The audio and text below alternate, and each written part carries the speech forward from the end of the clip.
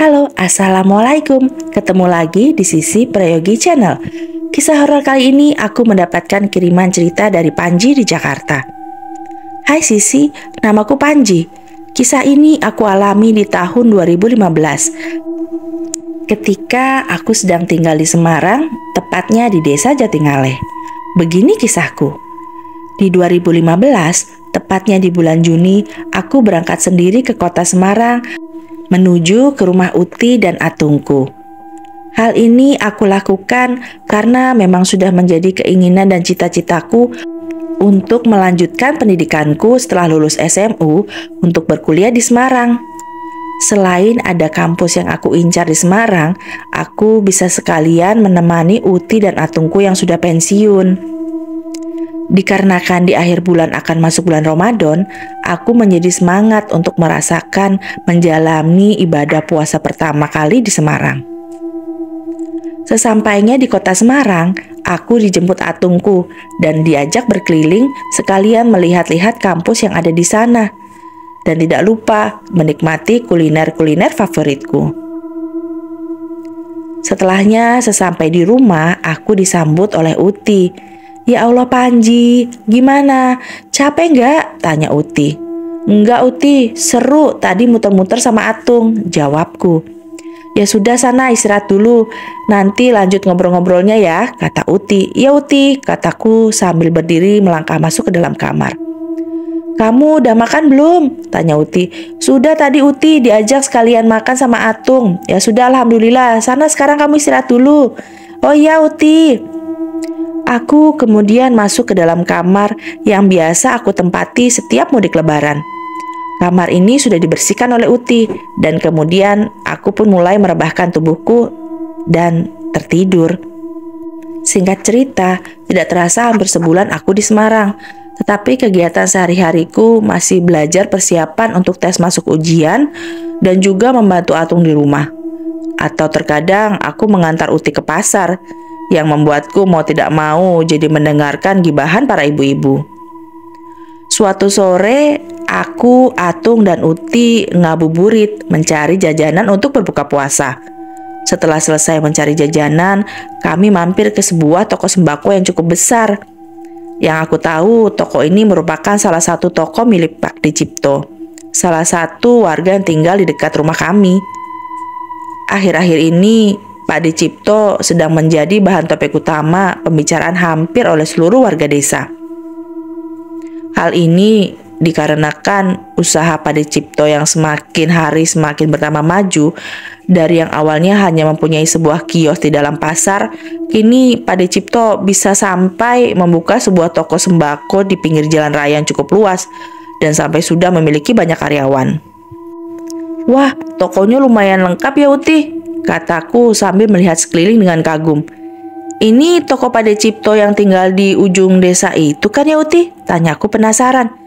"Iya, ya udah sekarang kamu pilih sekalian mau beli apa gitu, tapi jangan lama-lama sudah mau maghrib," kata Uti. Iya Uti, siap," kataku sambil terus berjalan berkeliling mengelilingi toko tersebut. Karena terlalu asik berkeliling, tanpa terasa ketika sedang mengantri untuk membayar belanjaan, tiba-tiba sudah terdengar azan maghrib. Selesai membayar, tanpa sengaja kami bertemu dengan Pak Dicipto. "Loh, ada Pak De Slamet," sapa Pak Dicipto menyapa Atung. "Loh, ini Panji ya yang mau kuliah di sini?" sapa Pak Dicipto. "Iya Pak De," jawabku sambil melakukan salim kepada Pak Dicipto. "Kamu lagi di sini, Le?" kata Atung. "Iya, lagi mau lebaran nih, jadi banyak yang perlu disiapkan," kata Pak Dicipto. Ini sudah buka, dibatalkan dulu puasanya. Monggo, ada takjil di sana," kata Pak Dicipto mempersilahkan kepada kami. "Makasih ya, Le," jawab Putih. "Sama-sama," jawab Pak Dicipto. "Aku pamit dulu ke dalam ya," lanjut Pak Dicipto. "Iya, monggo, silakan," jawab Atungku. Akhirnya aku, Atung, dan Uti membatalkan puasa dulu di toko dengan memakan takjil yang disediakan toko selama bulan puasa untuk pengunjung ketika menjelang waktu berbuka. Setelah berbuka, Atung mengajak aku dan Uti untuk sholat maghrib dulu saja di musola. Musolahnya besar, bagus, dan rapi sekali. Aku kagum sekali dengan toko Pak Dicipto yang sudah menyediakan fasilitas ibadah sebagus ini untuk melengkapi fasilitas tokonya. Selesai sholat, kami semua berjalan ke arah parkiran.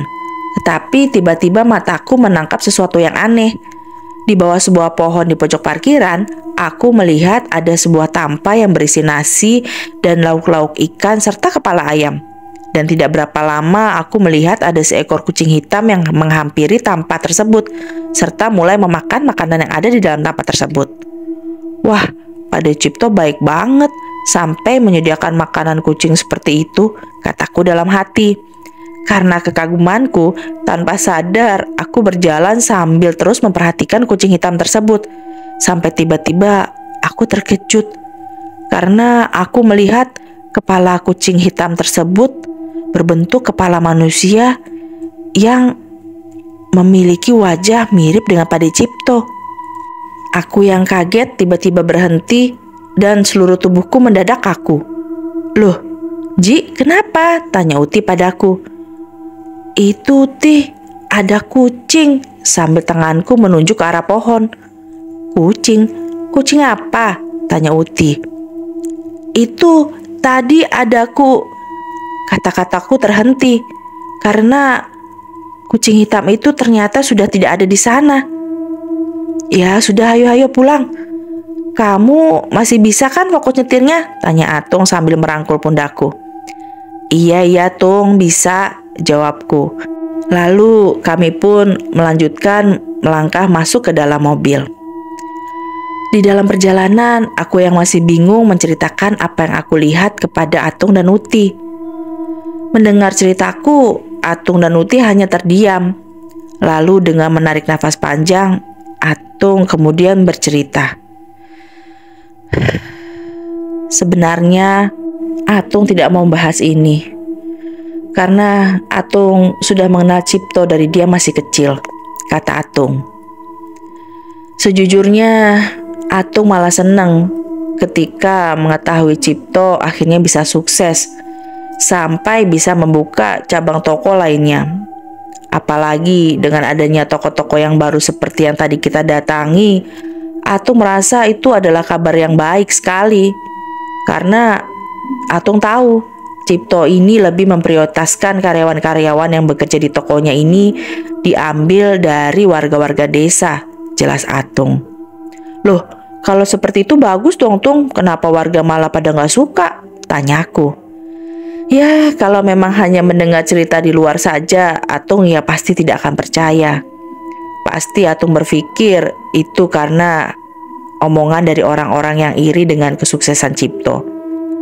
Tapi masalahnya Atung yang tidak mau percaya ini harus mendengar langsung dari orang yang sudah menjadi korban-korban Cipto. Lanjut Atung sedih.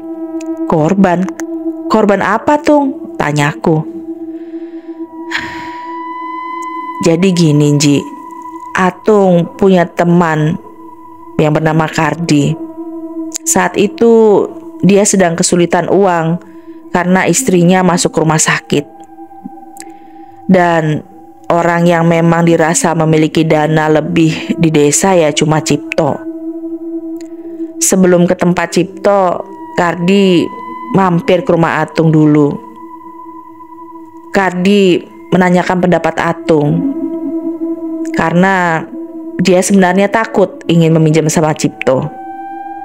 Bukan karena takut tidak diberikan, karena Cipto pasti memberikan pinjaman kepada Kardi. Bahkan bisa jadi malah dia akan memberikan secara cuma-cuma tanpa menghitungnya sebagai hutang. "Loh, bagus dong Tung, kalau kayak gitu malah nggak dihitung hutang," potongku. Nah, malah itu yang jadi permasalahannya Ji. "Loh, kok bisa Tung?" Ya, entah dari mana awalnya, tapi dari berita mulut ke mulut, barang siapa yang sudah memakai uang dari Cipto, maka orang tersebut akan siap mendapatkan celaka. Ya entah apa saja Ji. Kalau kita meminjam uang, maka yang minjam atau keluarganya pun akan mendapatkan celaka. Tapi saat itu Atung maupun Kardi setelah berbicara masih berpikir positif dan tidak meyakini kebenaran kabar tersebut. Akhirnya Kardi memberanikan diri meminjam uang kepada Cipto. Tetapi hal itu akhirnya menjadi penyesalan Kardi seumur hidup. Karena setelah istrinya keluar dari rumah sakit, tidak lama kemudian anaknya Kardi yang bekerja di Jakarta dikabarkan meninggal dunia. Dan anehnya ketika pemakaman ada seekor kucing hitam yang perhatikan selama proses pemakaman. Dan itu pun biasanya terjadi di setiap pemakaman dari orang yang sudah meninggal tapi sebelumnya meminjam uang kepada Cipto. Lanjut Atung dengan wajah yang sedih. Tidak hanya itu saja, Andi. Kamu kenal kan sama Eko tetangga kita? Tanya Atung. Iya, Tung. Aku kenal, jawabku. Kamu tahu kemarin kalau Eko sakit? Tanya Atung. Iya, kemarin aku sempat jenguk sama Uti. Nah itu dia, Ji. Seperti yang tadi Atung bilang, tidak hanya orang yang meminjam uang, orang yang mendapatkan uang walaupun bekerja, seperti Eko di kantor Cipto, bisa terkena imbasnya. Loh, gimana maksudnya, Tung? Ya, jadi Eko itu cerita kalau kerja di kantor Cipto itu enak. Cipto itu sangat baik, royal sama karyawannya. Bahkan menurut Eko, hampir setiap hari Cipto menaruh uang di dalam ruangan karyawan. Dan uang tersebut bisa dipakai dan digunakan oleh siapa saja. Eko merupakan salah satu karyawan yang sering memakai uang tersebut untuk membeli rokok. Tapi entah kenapa sejak Eko memakai uang yang ada di ruangan karyawan tersebut, Eko sering sekali sakit. Dan ketika sakit, Eko bermimpi sering dikejar-kejar oleh sebuah kereta kencana yang ditunggangi oleh seekor kucing hitam. Mendengar anaknya mengalami hal tersebut, bapaknya berpikir bahwa ini ada yang tidak beres, lalu mencari orang pintar untuk mengobati Eko. Hal ini keluarga Eko lakukan karena sebelumnya Eko sudah dibawa ke dokter. Tetapi menurut diagnosa dokter bahwa tidak ada yang salah dengan Eko. Kondisi badannya dinyatakan normal dan tidak sedang sakit. Setelah akhirnya Eko dibawa ke salah satu orang pintar tersebut mengatakan bahwa Eko sedang dijadikan target tumbal pesugihan yang dilakukan oleh Cipto menggunakan media uang yang dipakai Eko. Hingga solusi terakhir dari orang pintar tersebut, apabila Eko ingin terlepas dari target tumbal, maka Eko disarankan tidak lagi memakai uang di ruangan karyawan tersebut. Bahkan lebih baiknya lagi kalau Eko sudah tidak bekerja sama sekali di toko Cipto, jelas Atung. Tapi Tung, bagaimana dengan karyawan-karyawan lainnya yang masih bekerja di sana? Tanya aku penasaran. Soal itu Atung gak paham, Ji. Semoga kita dan keluarga kita selalu mendapatkan perlindungan, jawab Atung. Malam harinya aku yang tidak bisa tidur duduk di depan teras rumah sambil meminum segelas kopi dan cemilan yang aku beli di toko tadi. Aku tidak bisa tidur karena masih kepikiran apa yang disampaikan Atung soal Pade Cipto yang melakukan pesugihan. Sambil memandang cemilan tersebut, aku berkata dalam hati, ya Allah, gak nyangka ya, Pade Cipto yang kelihatan baik seperti itu beneran tega melakukan hal itu. Seandainya gak pakai pesugihan dan memakan korban, pasti usaha Pade Cipto ini membuat warga desa ini menjadi semakin maju. Saat aku yang sedang larut dalam pikiranku, tiba-tiba dari kejauhan aku mendengar seperti ada suara kerincing kereta delman. Suara delman siapa tuh malam-malam gini? Tanyaku dalam hati. Aku yang penasaran berdiri sambil celingukan mencari asal suara kerincing tersebut. Dari kejauhan aku seperti melihat ada kereta kuda yang datang. Tapi saat itu aku merasa aneh. Kenapa kereta kuda itu seperti dihias? Apa mungkin lagi kirap iring-iringan beduk ya? Kataku dalam hati yang masih berpikir positif. Aku yang makin penasaran tanpa sadar pelan-pelan melangkah menuju ke arah pintu pagar. agar aku bisa melihat kirap tersebut dengan lebih dekat. Hingga akhirnya pelan-pelan aku dapat semakin melihat dengan jelas kereta kuda yang mulai mendekat. Di sana aku melihat itu bukan kereta delman atau iring-iringan beduk obor, tetapi kereta itu lebih mirip kereta kencana. Dan di sana kereta itu ditarik oleh kuda hitam yang gagah besar, serta ada sesosok manusia kucing yang sangat besar sekali. Aku yang lemas jatuh terduduk. Aku nggak sanggup lagi bangkit dan lari ke dalam. Yang aku lakukan adalah mulai merangkak bersembunyi di rimbungan pohon yang di sekitar pagar, dan berharap bahwa sosok tersebut tidak menyadari keberadaanku. Dengan perlahan, kereta kuda itu akhirnya sampai di depan rumahku. Jantungku berdegup kencang ketika kereta tersebut tiba-tiba berhenti. Dengan sisa-sisa keberanian, aku mengintip dari sela-sela pohon, dan kulihat sosok tersebut itu menoleh, memperhatikan pintu rumah yang sedikit terbuka. Ada kopi serta cemilan di atas meja teras. Di dalam kereta, aku bisa melihat ada yang duduk di belakang sosok kucing hitam tersebut. Di sana, aku melihat ada seorang anak kecil yang sedang duduk tertunduk. Pelan-pelan aku perhatikan, aku seperti mengenali anak kecil itu. Kalau tidak salah, itu bukannya anaknya Bu Lilis, kataku dalam hati. Yang teringat ketika aku pernah bertemu anak itu sedang bersama Bu Lilis ketika aku sedang mengantar Eyang ke pasar. Aku hanya bisa berdoa dalam hati, berharap sosok itu segera pergi. Apalagi dengan jelas aku bisa melihat bahwa sepertinya sosok tersebut mulai menyadari keberadaanku. Aku bisa melihat bahwa sosok tersebut menoleh pelan sambil tersenyum ke arahku. Lalu kemudian dia melanjutkan perjalanannya. Aku yang masih lemas belum berani untuk pergi. Aku menunggu sampai sosok tersebut semakin menjauh dan menghilang di kejauhan. Setelah merasa aman, barulah aku berusaha berdiri dan berlari masuk ke dalam rumah, lalu menutup pintu secepat-cepatnya. Sampai tiba-tiba, "Loh Ji, dari mana kamu?" tanya Uti mengagetkanku. "Astagfirullah Uti, aku kaget," teriakku tanpa sengaja. "Ya Allah Ji, kamu kenapa toh?" Kereta, kucing," jawabku gagap dan dengan nafas tersengal-sengal. Atung yang sedang di kamar sholat tahajud keluar karena mendengar suara teriakan aku dan Uti. "Kamu kenapa Panji?" tanya Atung. Itu tadi Tung, tadi di depan aku lihat ada kereta.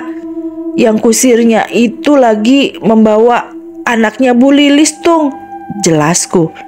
"Astagfirullah, kamu yakin Ji?" Uti yang panik langsung memelukku sambil menangis. "Kamu tadi keluar rumah Ji?" tanya Atung. "Iya Tung, aku kira tuh tadi ada iring-iringan obor beduk itu, tapi ternyata..." "Alhamdulillah kamu gak apa-apa," kata Atung. "Kamu juga tadi yakin ngelihat seperti ada anak kecil di sana?" "Iya Tung, benar aku lihat." "Ya semoga apa yang kamu lihat itu bukan apa-apa," lanjut Atung. "Memang ada apa Tung?" tanyaku. "Biasanya kalau ada suara kereta seperti itu, tidak lama kemudian akan ada yang meninggal. Dan kalau tadi kamu bilang ada anaknya Bu Lilis di dalam sana, semoga tidak ada apa-apa dengan keluarga Bu Lilis." Tapi tak lama kemudian kami semua mendengar jeritan dari arah luar. Atung yang melarangku keluar meminta Uti untuk menemaniku. Kemudian Atung ikut keluar menghampiri warga yang berkumpul. Dan tidak lama Atung kembali dan menyampaikan kepada aku dan Uti bahwa anak Bu Lilis ditemukan sudah membiru di kamarnya. Keesokan paginya proses pemakaman dilakukan. Dari yang Atung dengar, teman-teman anaknya Bu Lilis bercerita bahwa beberapa hari lalu ketika Pade Cipto lewat di lapangan saat mereka sedang bermain, Pade Cipto sempat menawari anak-anak yang sedang bermain untuk diajak dibelikan mainan. tapi hanya anak Bu Lilis yang mau diajak untuk dibelikan mainan. Sejak saat itu, perlahan warga semakin takut untuk meminjam kepada Pade Cipto. Bagi yang sedang bekerja di tokonya pun hanya berani untuk menerima gaji saja yang benar-benar merupakan hak mereka, tanpa sedikit pun berani menerima uang apapun di luar hak mereka. 2 tahun kemudian, tepatnya di akhir tahun 2017, Pade Cipto dikabarkan meninggal dunia secara mendadak di malam hari. Dan rencananya untuk proses pemakaman akan dilakukan keesokan harinya. Keadaan desa tiba-tiba langsung heboh dengan berita kematian tersebut. Terlebih lagi dengan adanya keanehan demi keanehan yang terjadi mewarnai proses pemakaman dari Pade Cipto. Keanehan pertamanya adalah saat menggali tanah untuk lubang kuburnya. Tanah yang digali selalu dijumpai batu, sehingga sulit untuk menggali tanah tersebut. Sampai akhirnya menjelang maghrib, ada satu lubang yang berhasil digali. Segera oleh warga, jenazah Pade Cipto dibawa dari rumah menuju pemakaman. Tetapi keanehan kedua kembali terjadi. Lubang kubur yang digali tidak sesuai dengan jenazah Pade Cipto. Seolah-olah Pade Cipto itu memanjang. Sehingga ketika lubang kubur berusaha untuk dipanjangkan lagi, tetapi masih terus tidak muat. Tubuh Pade Cipto terus dan menerus memanjang. Dikarenakan hari sudah semakin gelap, akhirnya keluarga memutuskan agar jenazah dikuburkan dengan dimasukkan secara paksa dengan cara tubuh yang ditekuk. Sampai sepintas kalau dilihat dari atas berbentuk seperti kucing yang tertidur. Warga yang berkumpul menyaksikan proses pemakaman Pade Cipto di sana hanya bisa mengucapkan istighfar sambil mengelus dada. Mungkin dari situ warga mulai menerka-nerka. Apakah ini sebuah jawaban untuk iya atau tidaknya Pade Cipto sebagai pelaku pesugihan? Oke, sekian dulu cerita dari Panji. Jangan lupa untuk like, komen, share, dan subscribe, serta always untuk nyalakan tombol loncengnya ya, agar kalian tahu kalau aku update video terbaru. Oh ya, kalau kalian punya cerita mistis dan ingin dibacakan ceritanya di video aku, silahkan email ke podcastsisi@gmail.com. Assalamualaikum. Dah.